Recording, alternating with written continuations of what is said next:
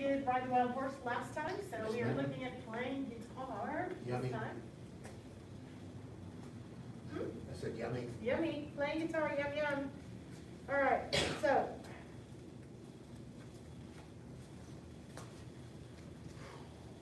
Just do a few playing guitars.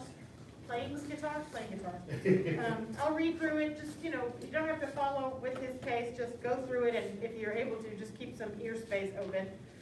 From the neutral stance, step forward with the left foot being particularly careful to place it at a 60-degree angle to the front back of the axis of the body. So instead of us, we stand here and we turn it out and then take a step. He takes a step and then rotates. So that's why it just sounds a little different. Using relaxed, continuous deep breathing throughout this exercise. Bend both knees and open the arms, bringing them from the back to the front as you bring the right leg forward. Your balance should be maintained on your left leg. The upper torso and arms should form a smoothly rounded shape as the right foot comes to rest on its heel. With your left palm facing your right elbow, and the finger should be slightly stretched out and pointing upward. Most of the weight of the body, about 90%, will be carried by the left leg, and it will be concentrated on the heel and outer edge of the left foot. The pelvis should be kept tucked in. Hold this position for 1/2 to 3 minutes. If done correctly, stress will be felt on the outer portion of the thigh of the left leg. Caution, and it's a big caution, make sure that there is no stress felt on the knee. If so, adjust the left knee so that it is over the toes of the left foot. We'll talk about that in a second. The body weight should be concentrated on the heel and outer edge of the foot, which is kept at a 60-degree angle to the front back axis of the body. Said that twice. Do not force this posture if it is too stressful. If you are tired, relax. Check your suspension of your head, and then the tension will ease. Avoid fidgeting. Adjust the posture with calm, controlled movements. As with embracing horse, a feeling of vibration is a sign of progress with this exercise. Question Yes, of course. then. The left hand, the fingers are pointing up I had the same question. or towards the A little bit. So, A little bit. what do we, well, think about what is the application? I mean, obviously this is Nei Kung, but in the form, what am I doing? I'm getting out of the way, and I'm smacking an elbow. I wouldn't smack an elbow this way. I would smack, so, same thing. Not here, here. Does that make sense? Yes, ma'am. Yep, I was gonna ask the same question. yep. I was waiting for that one, I'm like, there's gonna be a question. So, No, you weren't. huh? No, you I was too. Been to this rodeo a few times. I know what questions, like, they're gonna say about the fingers pointing up, which is good, because it means you're listening. But yes, it's that, and again, for finer points, I'm not telling my hand, turn at the waist, at the wrist, I'm connecting it, so it's proportional. Because here, I'm not doing this, right? I'm here, and then it starts to set, and that rolls up a little bit. So if I may, Uh-huh. we're not cocking the wrist. We're trying to keep it natural and bring it up with the arm. Split it in the middle. I mean, my wrist is bending a little bit, but it's bending proportionally with where my arm is. So I'm not doing this because that pinches it off. Okay. Because really, remember my morphing technique. So I'm embracing horse, and I'm morph into playing guitar. If I didn't turn the wrist, I would still be here. So I have to rotate that up Okay. a little bit. Does that make sense? Yes, it does, thank you. I think I was doing too much in locking it. Yeah, it's not locked. It's just your body is your torso is at a bit of a turned angle based on, so that's why the arms become closer. Not because I'm closing in that arm, which is why you'll always hear me say, try to go back from your embracing horse. Think embracing horse in playing guitar. So I keep that roundedness. So like if I stepped to shoulder width, I would be here. So then I'm gonna, I know morphing doesn't really belong necessarily in Nei Kung Improvement, but for this one I feel like it makes a big difference in forming where the body goes. Yes, very nice. Yes. And you can look at his picture. He steps out quite far, but he is Grandmaster CK Chu, so he can do that. I say that though because I don't want to interpret how much lean he's got to mean keep your feet where they have been and lean forward. He's leaned forward because his front foot is out considerably because he's Grandmaster CK2 and he can do that. So the higher you are, I mean, so like if my foot were way out here, I would have to fold forward. Otherwise, this hurts my knee and it makes my knee come in. I have to do this. But my more natural, like if I'm doing this, my natural step is about half that. So I would be upright. This would not be correct. You see what I'm Yes. getting at? So, you know, if you have this book and you use him as a model, just make sure you pay attention to where his feet are, not just his upper body. Yep. Don't step quite as far.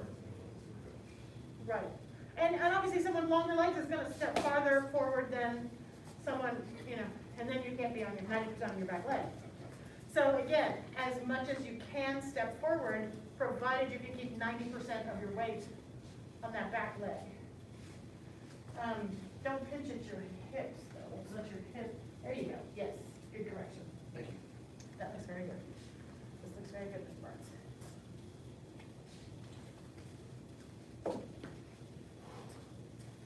We'll try it on both sides a little bit and I will. So, do you recommend the step?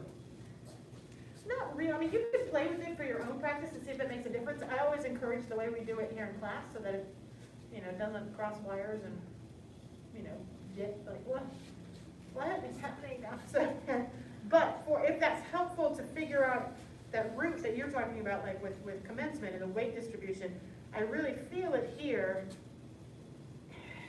You know, so if that's a helpful tool to help you really understand the weightedness and rooting through that standing leg, definitely try it. Yep. This is very good. You have a little bit of a hula hip, so not rotate, it was up, so down, if that makes sense.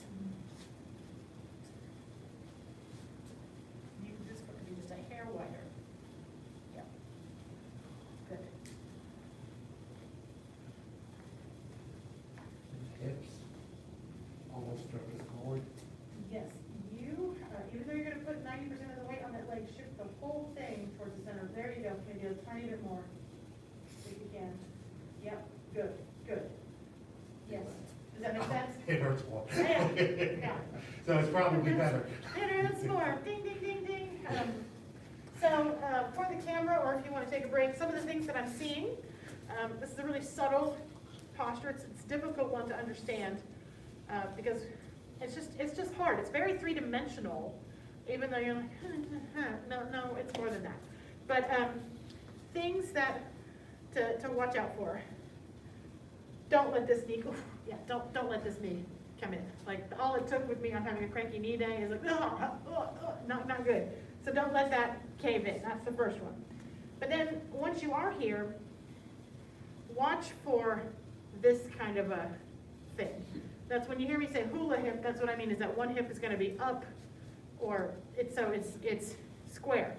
And then the other thing is, what I just saw with Mr. Loomis, is shifting farther over. So I'm still, even though I've got 90% of my weight here, I'm evenly distributed. I'm not, like, look, watch my, if this is my center line, I've shifted away from my center line. So bring that back to your plumb. Does that make sense? Yes.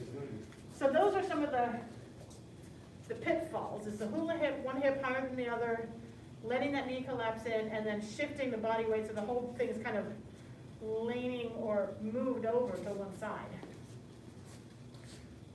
So if my forward heel wasn't down, if I had my center here, I would fall. Would that be a Yes. good balance indicator? Yes, so you do have 10%, so if that was Right. taken out from under you, you would be off balance. Okay. Yes. Okay, that's a good Yes. indicator, thank you. Uh-huh.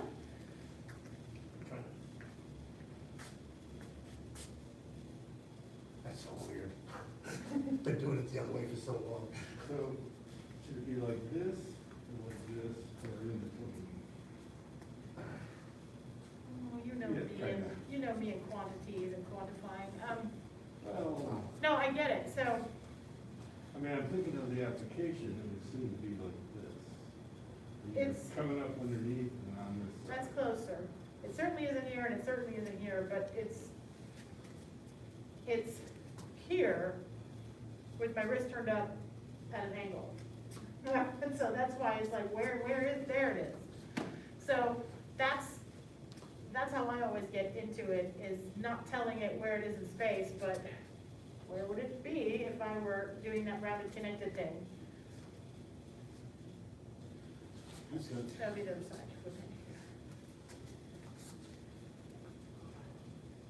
Okay, so here, That feels okay. take this one. Yeah. That's gonna take some getting used to. Uh-huh. Been doing it wrong for so long. What? I broke it. Yeah, that's okay. All right, Something good to work on. shake it out. Any questions? Last month, these have been some good questions with playing guitar. So, if you're at home and you want some help, send us a picture, maybe front view, side view, back view even, or a video of you getting in and out of it, and we're happy to take a look at it and see if we can give some guidance as we continue to work through how to best serve learning in a crazy pandemic that just keeps going. So yeah, let us know. We're here to help you, even if you're not here in class. And with that, let's go ahead and bow out of our Black Sash training. The path of self-mastery requires persistent action. Persistent action achieves a goal without quitting. Path of self-mastery requires persistent action. Persistent action achieves a goal without quitting. Path of self-mastery requires persistent action. Persistent action achieves a goal without quitting.